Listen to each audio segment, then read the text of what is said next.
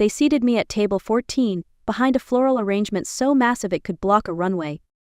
I was 72, the mother of the bride, and yet somehow managed to be the only guest facing a wall of hydrangeas. It was clear they didn't want me seen or heard, just quietly placed, like a dusty photograph no one had the heart to throw away. My name is Helen Marlowe. I live in a quiet suburb of Portland, Oregon, where I've kept to myself since my husband, David, passed away 2 years ago.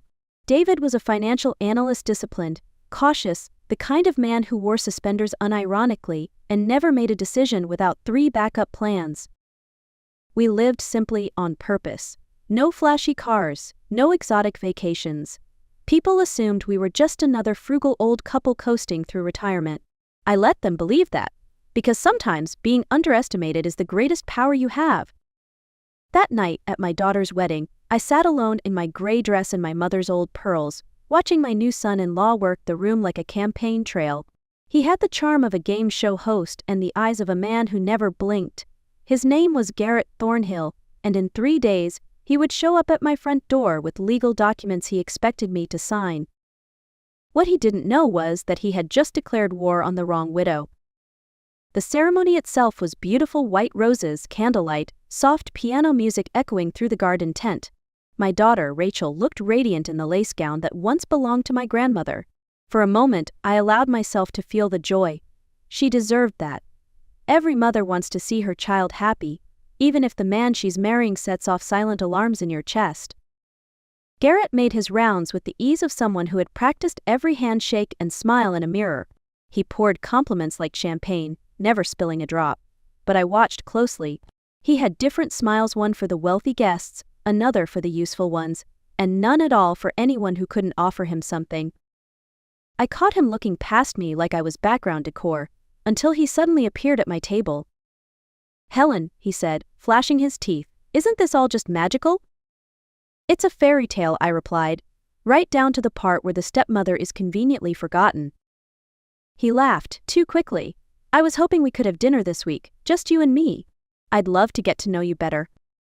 I smiled. Most people manage that before marrying into the family, but better late than never. "Thursday?" he asked. "There's a private place downtown I think you'd love. Quiet. Intimate." Intimate. The word felt heavier than it should have. "I do enjoy a good mystery dinner," I told him. "Thursday it is." He nodded, pleased, then turned his attention to a couple from his father's company. I watched him flatter them like he was auditioning for a role he already thought he owned. That night, as Rachel tossed her bouquet and the guests clapped and laughed, I sat behind my wall of flowers, invisible but observant. I wasn't the sad widow they thought I was. I was the kind of woman who'd been underestimated for far too long, and Garrett Thornhill had just given me a reason to stop playing along. Thursday arrived with the weight of something inevitable. I dressed for the role he expected: simple black dress, no makeup, hair pinned back neatly. I wore David's old watch, the one that hadn't worked in years but still looked respectable. I knew how I looked.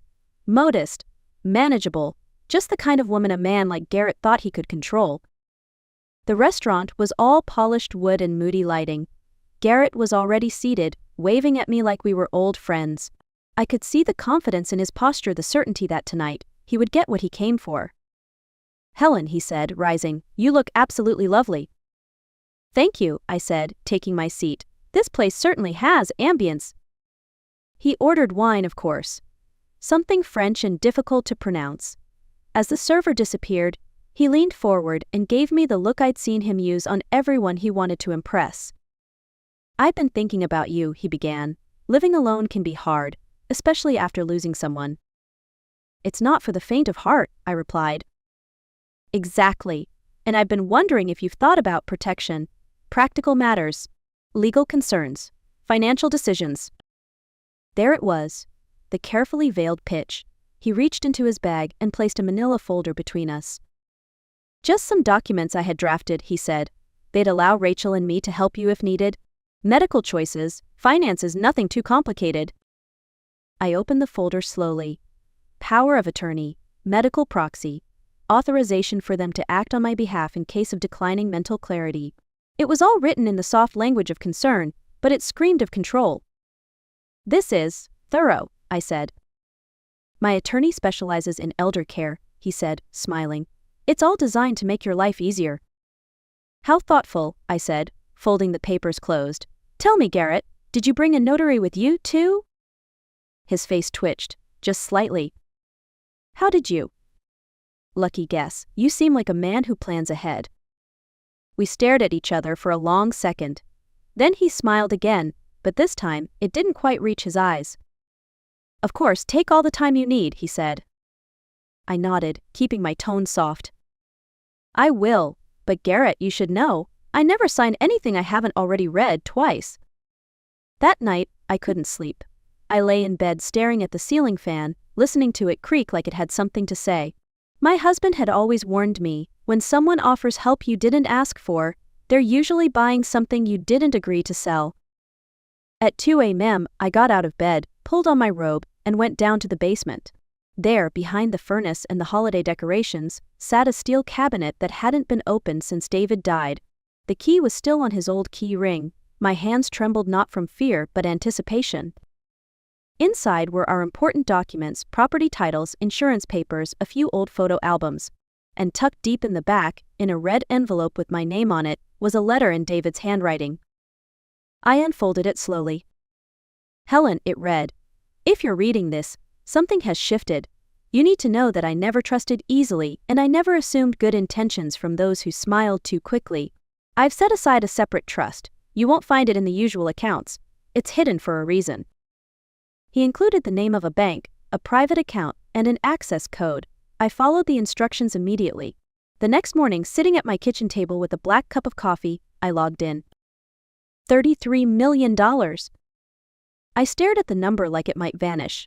David had done well in investments over the years, but he never spoke of this. He had protected me in the quiet, meticulous way only he could. While everyone saw a modest couple living in a weathered colonial, he had built an invisible fortress around me. I closed the laptop and exhaled slowly. Garrett hadn't come for a lonely widow. He'd come for the throne. But he had no idea that behind the soft voice and careful smile was a woman holding the keys to an empire he didn't even know existed. The papers he handed me were supposed to make me dependent. Instead, they made me dangerous. I spent the next 2 days doing exactly what Garrett expected, acting quiet, slow-moving, a little forgetful. I even practiced a slight tremble in my hand, just enough to sell the performance. Then I called Rachel Dunley. She had been my husband's attorney for over 20 years, sharp as a nail file and discreet as a whisper. When she picked up the phone, I said, "Rachel, I think my new son-in-law is about to make a very expensive mistake." She was at my door by that evening. We reviewed everything: David's trust, the hidden assets, Garrett's folder, and the meeting at the restaurant. Rachel didn't flinch. She'd seen plenty of power-hungry sons-in-law in her time, but she said Garrett had ambition stitched into his bones. We hatched a plan. Rachel contacted a federal elder fraud task force quietly. I would invite Garrett back. This time, I'd act eager to sign the documents. We'd have a hidden camera, microphones, an investigator posing as a notary, every angle covered. "Are you sure you're up for this?" Rachel asked. "I've buried a husband, outlived 3 cancers, and watched my daughter marry a man I wouldn't trust with a toaster. I can handle one more performance." She smiled. "Then let's make it count." I began rehearsing. My signature would be slow and uneven. I'd ask naive questions. I'd hesitate, but only enough to draw him in. And when Garrett walked through my door again, wearing that polished smile and holding those papers like they were keys to a kingdom, he'd find exactly what he expected. A frail old woman ready to give everything away. And not a clue that she was the one setting the trap. Garrett arrived on Tuesday afternoon, punctual as ever, with a leather folder in one hand and a bouquet of supermarket roses in the other. "For you," he said, flashing his grin. "Just a little something to brighten the room." I took the flowers with a shaky smile. "So thoughtful of you." He settled into the armchair across from me, his voice low and smooth. I brought the revised documents. Just a few updates from the last draft. Shouldn't take long. The notary sat quietly beside him, an investigator named Tanya posing as a legal assistant. Her briefcase held recording equipment, her demeanor calm and professional. She didn't speak unless spoken to. Garrett opened the folder and placed the papers on the coffee table like they were part of some sacred ritual. We can go through it line by line if you like. I leaned forward slowly, adjusting my glasses. Could you remind me what this part means? I pointed to a clause transferring control of my finances in the event of cognitive decline. Garrett patted my hand. It's just precaution, Helen, so no one else takes advantage of you. I looked down, voice soft. And this part, where it says irrevocable authority, is that standard? Completely, he said. It just makes things easier. You won't have to worry about a thing. I gave a small nod, pretending to consider. Then I looked up and asked, what if I told you I had more money than you think? His smile faltered for the first time. Excuse me. I mean, it's not just the house and the pension. What if there was more? Say, 33 million more? His eyes narrowed. Helen, are you feeling all right? I'm feeling clearer than I have in years. I reached under the table and pressed the signal button. The front door swung open. 2 federal agents stepped inside. Tanya pulled out her badge and said calmly, Garrett Thornhill, you're under investigation for attempted elder fraud, conspiracy to commit financial abuse, and interstate wire deception. He stood up too fast, knocking over his chair. What is this? She's confused. She's old. I stood too. Wrong again, I said. I'm old enough to know a predator when I see one, and smart enough not to hand him my life. They cuffed him without fanfare. He screamed about lawyers, about misunderstandings, about how this was all a trap. He was right about one thing. It was absolutely a trap. But he was wrong about who said it. The news broke within hours. Local headlines labeled Garrett as a rising star entrepreneur exposed in elder fraud scandal. But the deeper the authorities dug, the darker it got. Turns out, Garrett wasn't working alone. He was part of a small but coordinated network targeting widowed seniors, especially those with seemingly modest lives and large, dormant assets. They used charm, legal jargon, and emotional manipulation to gain access, then drained bank accounts under the guise of caregiving. With the trust David had left me, I funded the investigation, quietly but thoroughly. Rachel helped coordinate with state attorneys general in 3 different jurisdictions. Evidence flooded in recordings, forged signatures, stolen documents. And victims, so many victims. One woman in Nebraska had lost her farm. A retired teacher in Arizona had unknowingly signed over her pension. A couple in Virginia was being sued by their own daughter, who had been recruited by Garrett's group. We got their money back. Not all, but enough to start rebuilding. I set up the Marlowe Foundation, a nonprofit designed to protect older adults from financial exploitation. We offered free legal clinics, investigative support, and one-on-one counseling. Within 6 months, the foundation had helped over 200 families. I didn't do it for the spotlight. In fact, I turned down every interview except one, an op-ed in the Portland Tribune titled When the Quiet Ons Fight Back. In it, I wrote, I may be 72. I may wear orthopedic shoes and forget names sometimes. But I remember what matters. And I remember who I am. Age doesn't erase instincts. Grief doesn't make you helpless.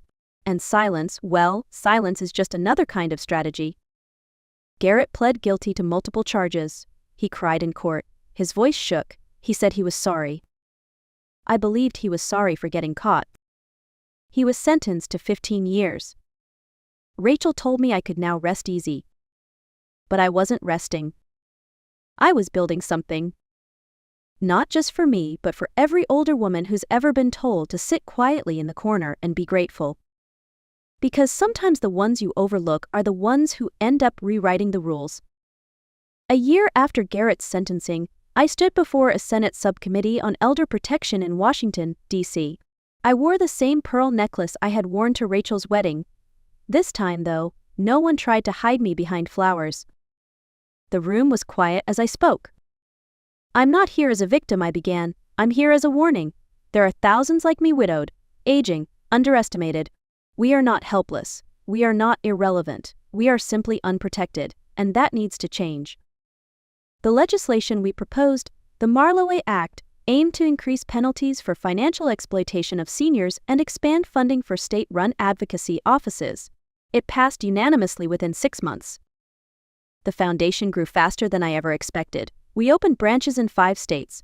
We trained attorneys, social workers, even bank managers to spot signs of manipulation. I received letters from people I'd never met, people who had fought back, because they heard my story and realized they weren't alone. And then one morning, I got a letter I hadn't expected. It was from Garrett, handwritten. He wrote about prison life, about reflection, about realizing how easy it had been to justify cruelty under the mask of opportunity. He said he understood now what he had done, that he hoped I could someday forgive him. I read the letter twice. Then I placed it in a drawer with David's. Forgiveness isn't always an answer. Sometimes it's a process. And sometimes, it's a door you leave closed, not out of spite but out of self-respect. A few months later, I attended Garrett's parole hearing. I didn't speak, I just watched.